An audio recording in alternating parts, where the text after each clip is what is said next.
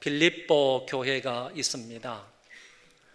이 교회는 바울에 의해서 세워진 교회인데 제일 처음에 교회가 형성이 될 때에 여자들이 주축이 되어서 교회가 이루어졌습니다. 그때부터 시작을 해서 이 교회는 계속해서 바울의 선교 사역에 동참을 했던 교회가 빌립보 교회입니다. 그런데 이 교회에 한 가지 흠이 있었습니다. 여자들끼리 서로 마음이 맞지 않았다는 것입니다.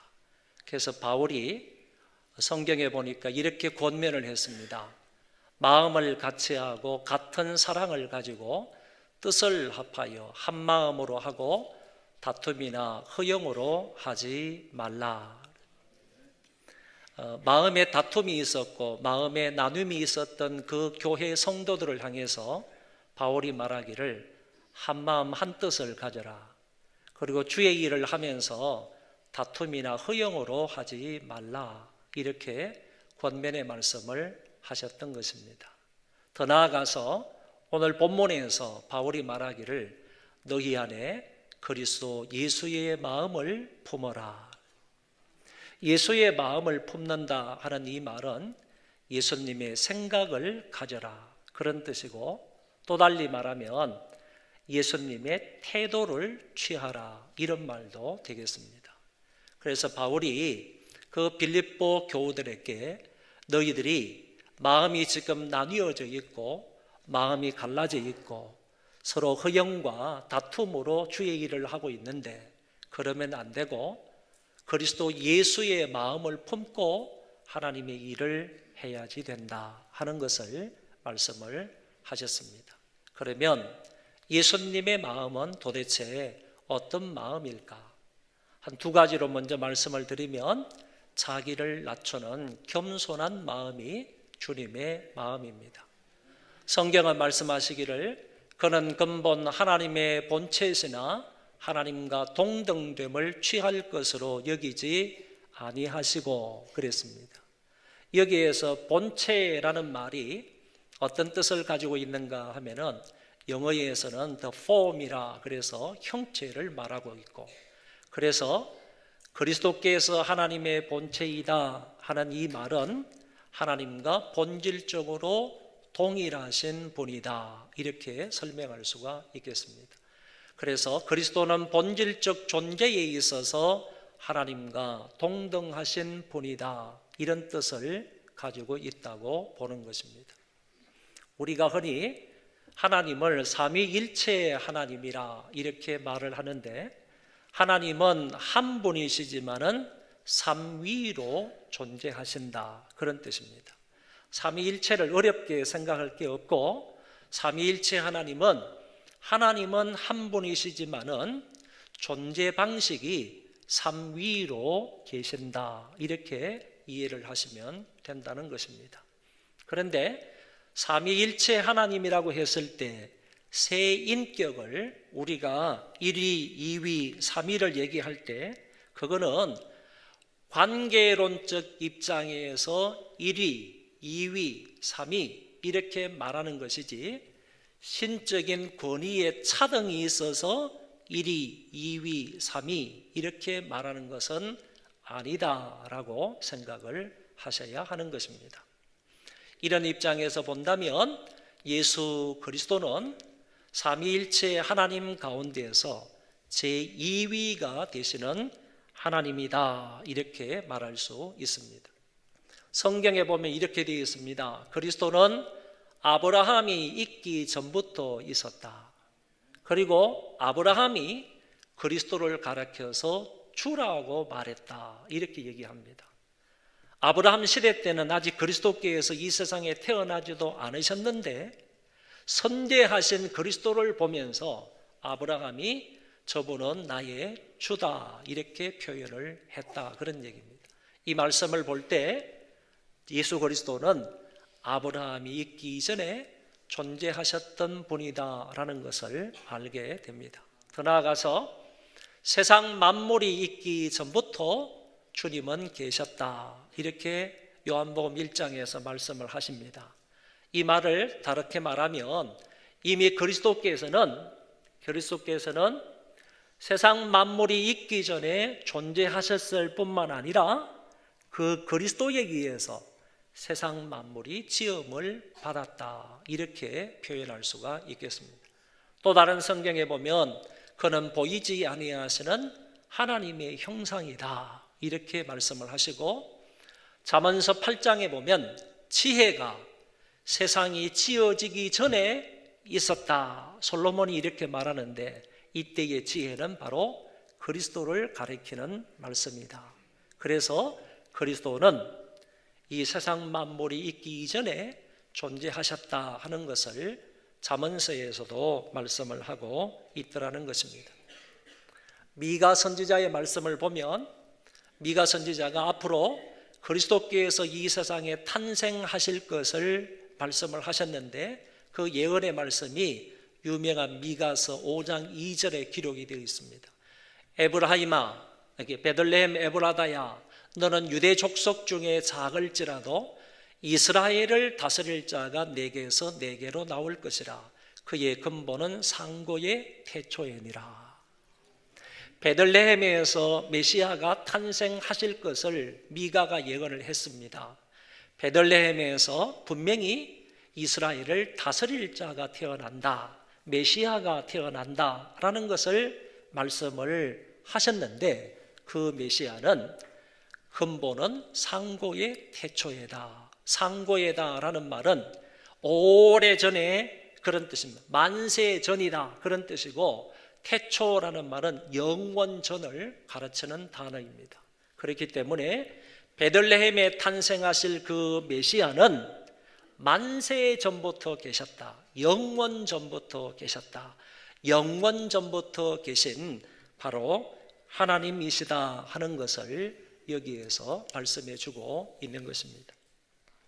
또 오늘 본문의 말씀에 보면 오히려 자기를 비워 종의 형체를 가지사 사람들과 같이 되셨다라고 말씀하시므로 그리스도께서는 자기 자신을 낮추셨다, 겸손하셨다 하는 부분을 말하고 있습니다. 여기에서 비워라는 이 말이 나오는데, 예수님이 이 세상에 오실 때 자기를 비우고 오셨다, 그 말을 어떤 사람은 신성을 완전히 포기하고 오셨다, 이렇게 이해를 하는데, 예수님의 신성을 완전히 포기하고 오신 것이 아니라 신성을 그대로 가지시고 육신의 몸을 입고 이 세상에 오셨다라는 것으로 이해를 해야 하는 것입니다. 신성을 가진 존재가 시간과 공간의 제약 속으로 들어오셨다, 왔다 하는 의미를 가지고 있는 것입니다. 창조자가 피조물 세계에 오셨다, 또는 초월자가 물질의 세계에 참여하셨다, 이런 말로도 설명을 할 수가 있겠습니다. 우리는 이 말을 흔히 성육신이다, 이런 말로 표현을 합니다.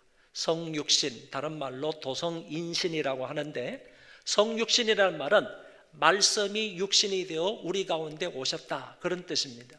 성경이 명확하게 밝히기를 말씀이 육신이 되어 우리 가운데 거하심에 우리가 그 영광을 보니 아버지의 독생자의 영광이요 은혜와 진리가 충만하더라.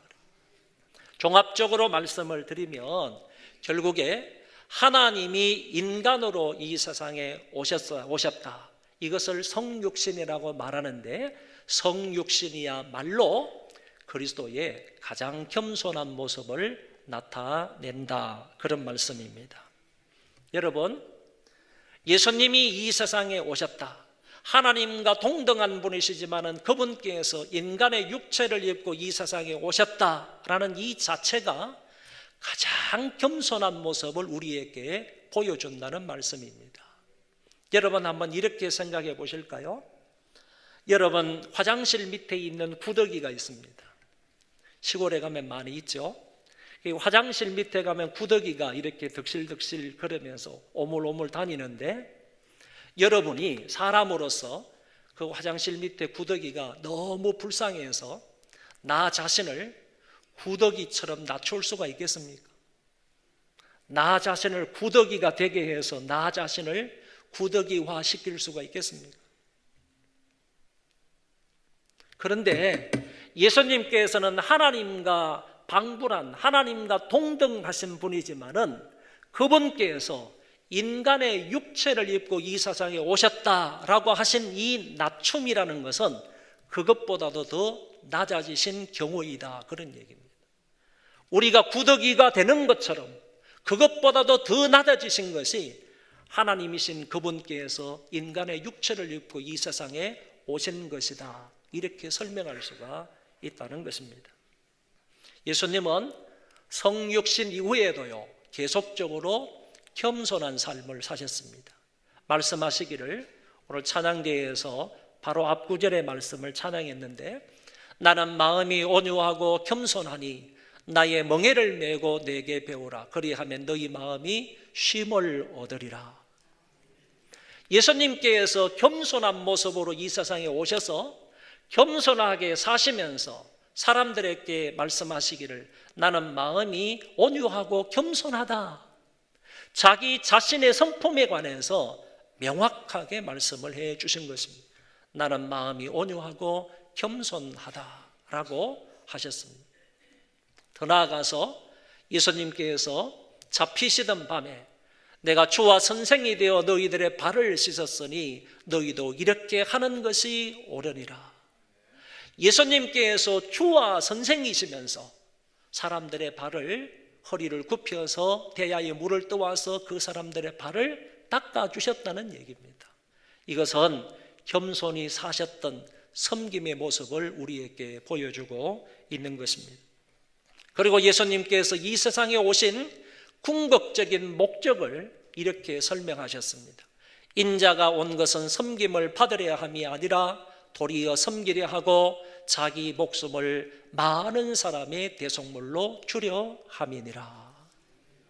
이와 같이 예수님은 자기 자신을 낮추시고 그리고 섬기는 삶을 사셨고 그리고 자기의 목숨까지 사람들을 구원하시기 위하여 대속물로 주실 것임을 말씀을 하셨습니다. 오늘 저와 여러분들은 이 주님의 겸손의 모습을 본받아서, 겸손하신 그 주님의 마음을 저와 여러분도 본받아서 우리 생애 가운데 겸손한 삶을 살 수 있기를 바랍니다. 여러분, 이 사람 아십니까? 알렉스 헤일리라는 사람인데, 이 사람이 유명한 소설을 하나 썼습니다. 뿌리라는 이 소설을 썼는데 여러분도 웬만한 분들은 다 읽어 보셨으리라 생각을 합니다. 아주 유명하고 훌륭한 그런 작품입니다. 그런데 알렉스 헤일리의 사무실에는 이상한 그림 한 점이 걸려져 있었습니다. 그 그림이 바로 제일 오른편에 있는 이 그림이었습니다. 높은 담장 위에 거북이 한 마리가 올라가 있는 그림이었습니다. 사람들이 와서 헤일리에게 이렇게 물었습니다. 도대체 이 그림이 무엇을 의미하느냐? 이렇게 물었더니 헤일리가 이렇게 대답을 합니다. 나는 이 뿌리라는 작품을 써므로 인하여서 유명한 사람이 되었습니다. 그런데 내가 이 뿌리라는 작품을 때때로 읽어보고 덜추어 볼 때 자화자찬하는 마음이 생기더라는 거예요. 야, 이거 누가 썼지? 참 잘 썼다. 이런 자화자찬하는 마음이 생기고 뿐만 아니라 그 속에서 교만한 마음이 싹 트더라는 거예요. 내가 이런 작품을 쓸 수 있었던 것은 전적인 하나님의 도움으로 인하여서 내가 이 작품을 썼는데, 이 작품 이후에 내 생활을 곰곰이 들여다보니까 어느새 내 마음속에는 야, 내가 이런 작품을 썼어.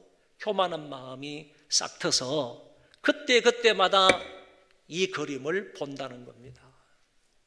저 거북이는 저 높은 담벼락에 올라가려면 자기가 아무리 발버둥을 치고 아무리 노력하고 아무리 수고를 한다 할지라도 자기의 힘과 지혜와 노력으로는 저 높은 담장 위에 올라갈 수가 없었다.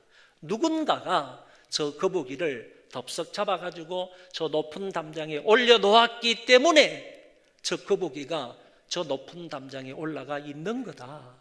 마찬가지로 내가 하나님의 도우심으로 인하여서 이와 같은 좋은 작품을 쓴 것이지 내가 잘나서 된 것이 아니다. 그래서 내 마음속에 교만이 싹틀 때는 항상 나는 저 그림을 쳐다봅니다 라고 이야기를 했다고 합니다. 여러분, 이런 훌륭한 작품을 쓰고도요, 헤일리는 교만하지 않으려고 겸손한 마음을 유지하려고 애를 썼던 그의 모습 속에서 우리는 교훈을 찾을 수가 있습니다. 사랑하는 성도 여러분, 하나님은 교만한 자를 물리치시고 겸손한 자를 가까이 해 주신다고 하셨습니다. 여러분, 물리친다는 말이 무슨 말씀인지 아세요? 만약에 이 사람 옆에 이 사람이 가까이 하려고 하면요, 이분이 하나님이라고 하면 인간들이 교만한 마음으로 하나님을 가까이 하려고 하면 하나님 여호와께서 팍 밀쳐버리신다. 당신에게 다가오는, 당신에게 나아오는 그런 사람, 교만한 마음으로, 자고한 마음으로 오면 하나님은 그런 사람을 팍 물쳐내신다. 팍 밀쳐내신다. 그런 원어의 뜻을 가지고 있습니다. 그러나 겸손한 사람은요, 하나님이 그 사람을 더 가까이 해주신다는 거예요. 더 안아주시고 하나님께서 더 가까이 품어주신다, 이렇게 설명하고 있습니다.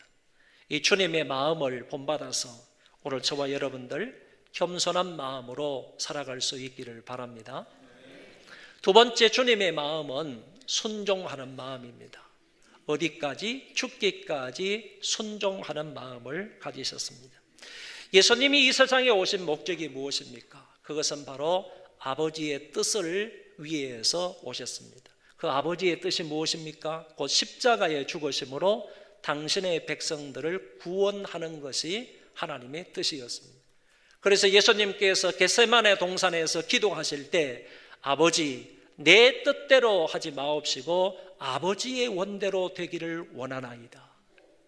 예수님은 기도하실 때 자기의 뜻을 하나님 앞에 관철시키려고 하지 않았습니다.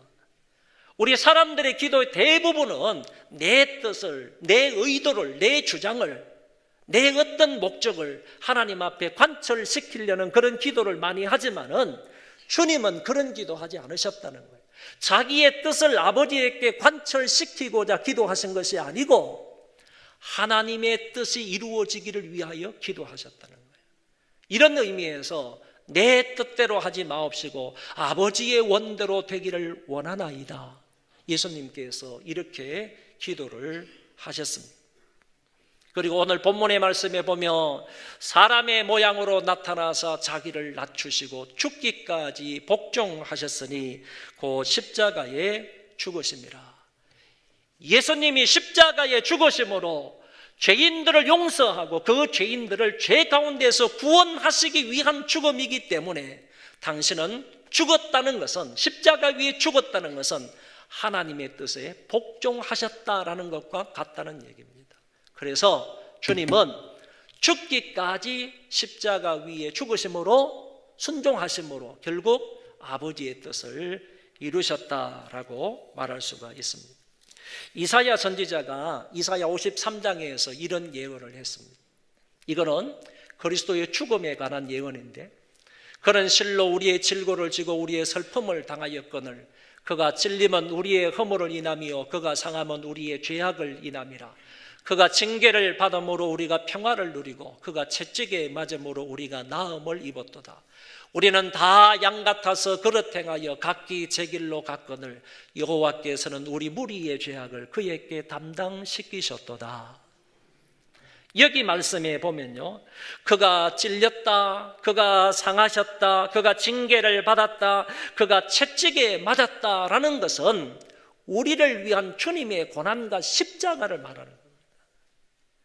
우리를 위해서, 저와 여러분들을 위해서, 오늘을 살아가는 예수 그리스도를 믿는 저와 여러분들을 위해서 주님의 고난이 어떠할 것인지, 주님의 십자가가 어떠할 것인지, 거기에 관해서 이사야 선지자가 예수님 오시기 800년 전에 이미 이렇게 예언을 하셨다는 말씀입니다. 사도 베드로도 이렇게 말합니다. 친히 나무에 달려 그 몸으로 우리 죄를 담당하셨으니 이는 우리로 죄에 대하여 죽고 의에 대하여 살게 하려 하심이라. 주님께서 십자가에 달리심으로 인해서 그 몸으로 우리 죄를 담당하셨다고 말씀해 주고 있습니다. 제 책이 한 50여 권 정도 있는데 그 가운데서 한 2년 전에 제가 순종은 견고한 성벽을 무너뜨린다 하는 책을 쓴 적이 있습니다. 제목이 멋있지 않습니까? 여호수아 6장의 말씀을 근거로 해서 이 제목을 다룬 것인데, 거기에 보면 여호수아가 이제 가나안 땅에 딱 들어갔을 때 제일 첫 번째 난공불락의 성인 여리고성을 만나게 됩니다. 그런데 하나님께서 나타나셔서 말씀하시기를 이 여리고성을 무너뜨릴 수 있는 방법을 말씀해 주셨습니다. 한마디로 말하면 어떤 전술 전략에 관해서 하나님께서 말씀해 주시기를, 제일 앞에 양각 나팔을 든 제사장 7명을 세워라. 그리고 두 번째는 하나님의 언약궤를 울려 메고 가는 레위 사람들을 세워라. 그리고 세 번째는 그 위에 모든 이스라엘 백성들이 따라가라. 이렇게 줄을 서서 이 난공불락의 성인 여리고성을 하루에 한 바퀴씩 6일 동안 돌아라. 제7일 때에는 너희들이 아침 일찍 일어나가지고 7바퀴를 돌아라. 그리고 제일 앞에 서 있는 양각 나팔을 든 그 제사장들이 나팔을 길게 크게 부르거든 그 위에 모든 백성들은 소리를 지르라. 그러면 이 성이 무너질 거다. 하나님께서 이렇게 여호수아에게 가르쳐 주셨습니다. 이렇게 해서 아침에 일어나가지고 한 바퀴 도는 겁니다. 6일 동안 한 바퀴씩 돌았습니다. 제7일 날은 7바퀴를 돌았습니다. 양각 나팔을 든 제사장들이 크게 나팔을 불렀습니다. 모든 백성들이 크게 소리를 질렀습니다. 그 여리고성이 순종함을 통하여서 무너졌다니까. 이스라엘 전 백성들이 하나님께서 말씀해 주신 그 말씀에 따라서 그대로 했더니, 순종을 했더니 그 성이 싸워보지도 않고 칼이나 총이나 총은 없었겠지만 칼이나 창이나 이런 것으로 인해서 무너진 것이 아니라 순종으로 견고한 성벽이 무너졌다는 얘기예요. 그리고 또 한 가지 말씀을 드리면, 베드로가 밤새도록 고기를 잡았습니다. 한 마리의 고기도 잡지 못하고 아침이 되어서 그물을 씻어서 집으로 돌아갈 판입니다. 이때 주님께서 오셔서 베드로야, 너에게 고기가 있느냐? 한 마리도 못 잡았습니다. 그러니까 주님이 말씀하시기를 깊은 데로 가서 그물을 내려 고기를 잡아라. 베드로가 이렇게 말합니다. 밤새도록 내가 수고하였으나 고기를 잡지 못했으나 주님의 말씀에 의지해서 내가 그물을 내리리이다. 가서 그물을 내렸더니만은 한 방에 2배에 가득 잠길 정도의 고기를 잡았습니다. 여러분, 그 전날에는 수십 번, 어쩌면 수백 번 그물을 던졌지만은 한 마리의 고기도 잡지를 못했지만은 주님의 이 말씀에 의지해서 예수님이 말씀하신 이 말씀에 그대로 순종을 했더니만은 한 방에요, 이렇게 놀라운 고기를 잡게 되었다. 자기 배뿐만 아니라 동무의 배도 가득 채우게 되었다고 말씀을 하십니다. 지난 수요일에요, 박인호 강도사님이 아주 귀한 설교를 해주셨습니다. 바로 엘리야 선지자와 사르밧 과부의 얘기를 해주셨는데, 그 얘기의 핵심은 이런 겁니다. 하나님께서 엘리야 선지자에게 나타나셔서 사르밧 성으로 가라. 그래서 사르밧 성으로 갔더니만은 거기에 나무가지를 줍고 있는 한 과부를 만나게 되었습니다. 그 과부 보고 이 엘리야가 이렇게 말하는 겁니다. 나한테 물 좀 가져와라. 그리고 나한테 떡 한 조각을 좀 갖다 달라. 지금은 기근 중입니다. 사르밧 성의 기근뿐만 아니라 전 이스라엘에 지금 기근이 심하게 들어 있습니다. 먹을 수 있는 물도 부족합니다. 먹을 수 있는 양식도 없는 그런 상황입니다. 이런 상황 속에서 느닷없이 알지도 못하는 그 과부에게 물 좀 달라. 그리고 떡 한 조각을 가져오라.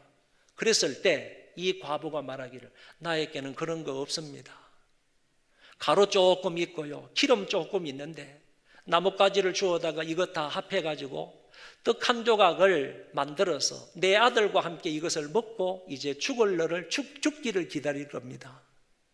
이 떡 한 조각을 지금 만들어 먹고 우리는 죽을 날을 기다릴 겁니다. 이렇게 말했을 때 선지자 엘리야가 하는 말이, 그래도 먼저 떡을 만들어서 나에게 가져오라. 먼저 떡을 만들어서 나에게 갖다 달라. 내가 먹겠다는 겁니다. 그랬을 때요, 이 사르밧 과부는 거기에 토를 달지 않았습니다. 불평하지 않았습니다. 자기가 정성스럽게 떡 한 조각을 만들어서 선지자 엘리야에게 갖다 드렸습니다. 엘리야의 말에 그대로 순종을 했습니다. 그랬더니 놀라운 역사가 벌어졌습니다. 사르밧 과부의 기름병에 기름이 마르지 않았습니다. 사르밧 과부의 가루통이 마르지 않았습니다. 기근이 다 지나갈 동안에요, 사르밧 과부만큼은 기름이 넉넉했고 가루가 넉넉했습니다. 얼마든지 풍족히 먹고 살 수 있게 되었습니다. 다른 사람은 지금 기근 때문에 괴로움과 고통을 당하고 있습니다. 심지어는 죽어져 가는 사람도 많았습니다. 그렇지만은 하나님의 말씀에 순종했던 사르밧 과부는 먹을 것이 풍성했다, 그런 얘기입니다. 사랑하는 성도 여러분, 저는 이 말을 드리고 싶습니다. 순종이 문제를 해결합니다. 순종이 복을 가져옵니다. 순종이 은혜를 줍니다. 순종이 대박을 낳습니다. 따라하겠습니다. 순종이 문제를 해결하고, 순종이 복을 가져오고, 순종이 은혜를 주고, 순종이 대박을 낳는다.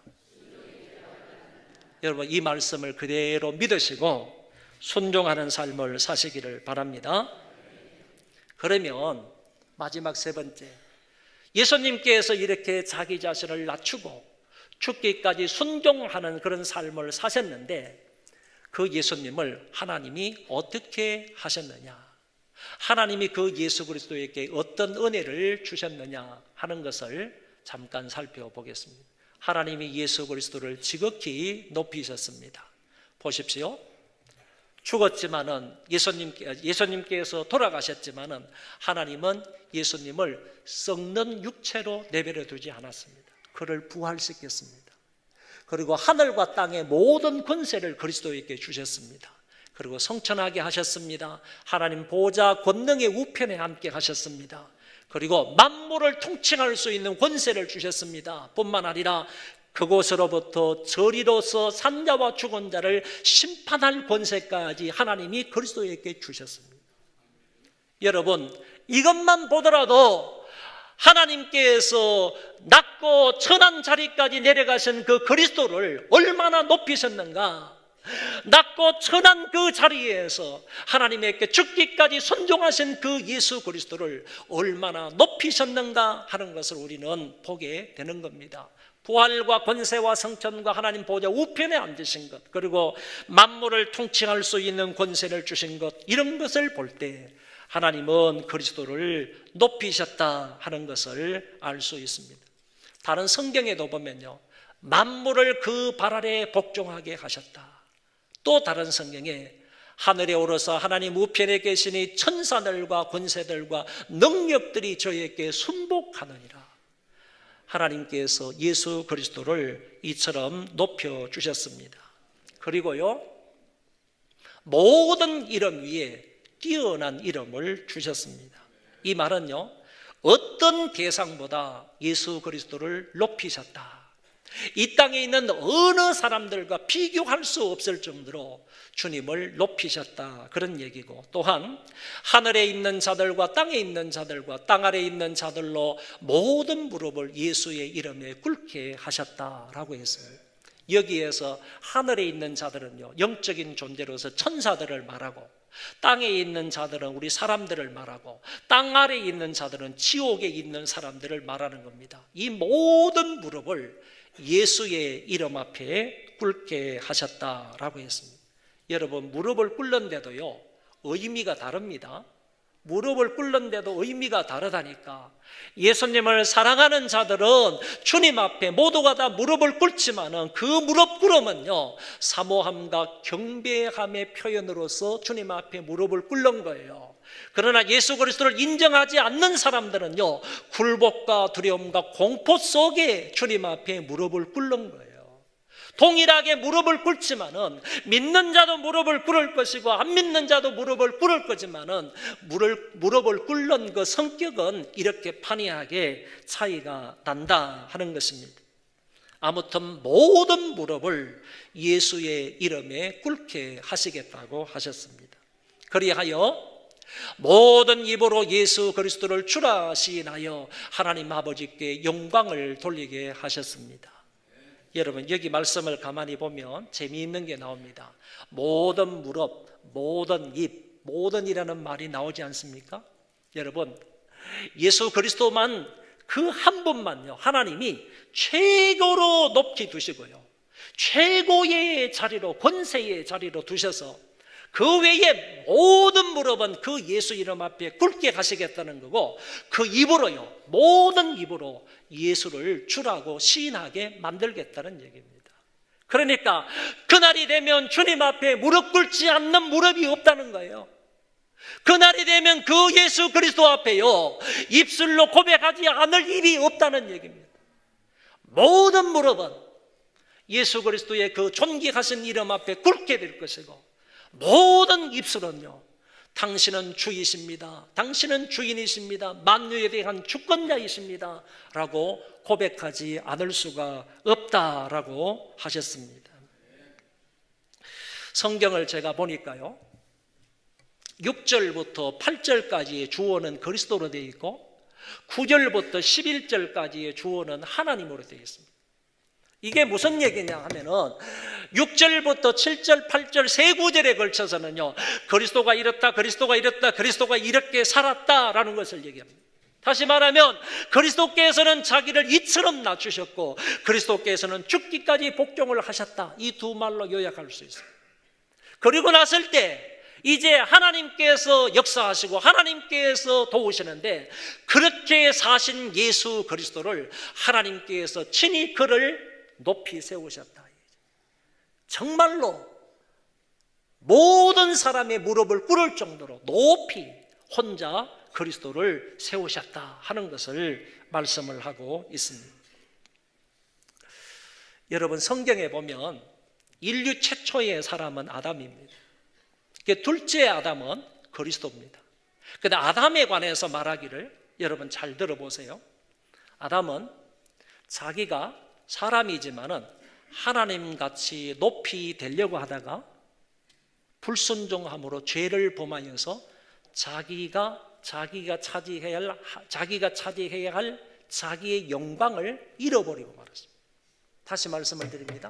아담은 하나님같이 되어보려고 하다가 선악과를 따먹고 결국에는 자기의 영광을 잃고 말았다, 그런 얘기예요. 그런데 예수 그리스도는요, 둘째 아담 예수 그리스도는 하나님과 같은 분이시지만은 하나님과 동등됨을 취할 것으로 여기지 아니하시고 자기를 비워서 사람과 같이 자기 자신을 낮추셨습니다. 낮추시고 죽기까지 복종을 하셨습니다. 그랬을 때 하나님이 이 예수 그리스도를 지극히 높은 자리에 앉히셨습니다. 여러분, 높아지고자 하는 사람은 낮아진다는 얘기예요. 자기 자신을 낮추고 겸손히 섬기는 사람들은 하나님께서 그 사람을 높이신다는 얘기예요. 불순종하면 죄를 지을 수밖에 없지만은요, 순종하면 모든 사람들을 의롭게 할 수 있다는 얘기입니다. 이 얘기를 바울이 로마서에서 분명하게 말씀하고 있습니다. 저와 여러분들은 바로 이 예수 그리스도의 아름다운 이 모습, 정말 자기 자신을 낮추신 그 지극히 겸손한 모습을 우리가 본받아야 되고, 뿐만 아니라 예수 그리스도께서는 죽기까지 복종하신 이 순종의 마음을 본받아 살아야 하겠습니다. 결론입니다. 주님의 겸손한 마음을 본받아 살기를 바랍니다. 그리고 죽기까지 순종하신 주님을 본받아 항상 순종하며 살기를 바랍니다.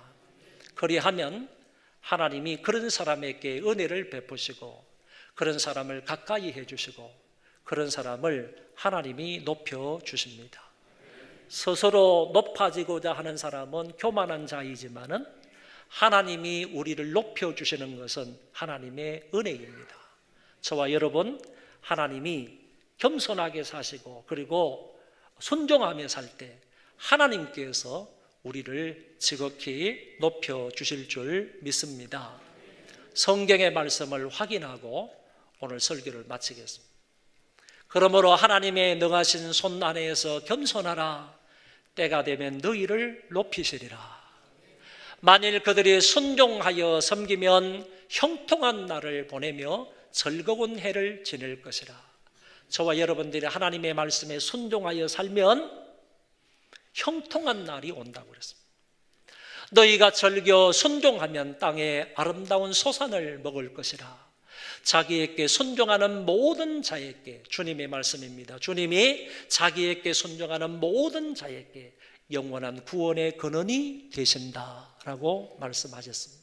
만약에 오늘 저와 여러분들이요, 주님의 마음을 본받아서 정말 나 자신을 낮추고 겸손하게 살고 다른 사람들을 배려하면서 다른 사람을 높이며 살고 뿐만 아니라 정말 하나님의 말씀에 순종하고 또 순종하여 산다면 우리의 가정이 어떻게 변화가 되겠습니까? 내가 정말 주님의 그 마음을 본받아서 내가 우리 가정 생활을 하면 우리 가정이 어떻게 변화가 되겠습니까? 내가 주님의 마음을 본받아서 교회에 나와서 신앙생활을 한다고 하면 우리 교회가 어떻게 바뀌겠습니까? 여러분들이 주님의 마음을 가지고 직장생활하고 학교생활을 한다면 내가 다니는 학교와 직장이 어떻게 변화가 되겠습니까? 어떻게 바뀌겠습니까? 저는 예수님의 이 마음을 가지고요, 모든 그리스도인들이 주님의 이 마음을 본받아서 품으면서 살아간다면 우리가 가는 곳곳마다 놀라운 변화가 있으리라 믿습니다. 여러분, 주님의 이 마음을 품고 살아가는 우리 모든 교우들 되시기를 주의 이름으로 축원합니다. 축원합니다. 기도하겠습니다.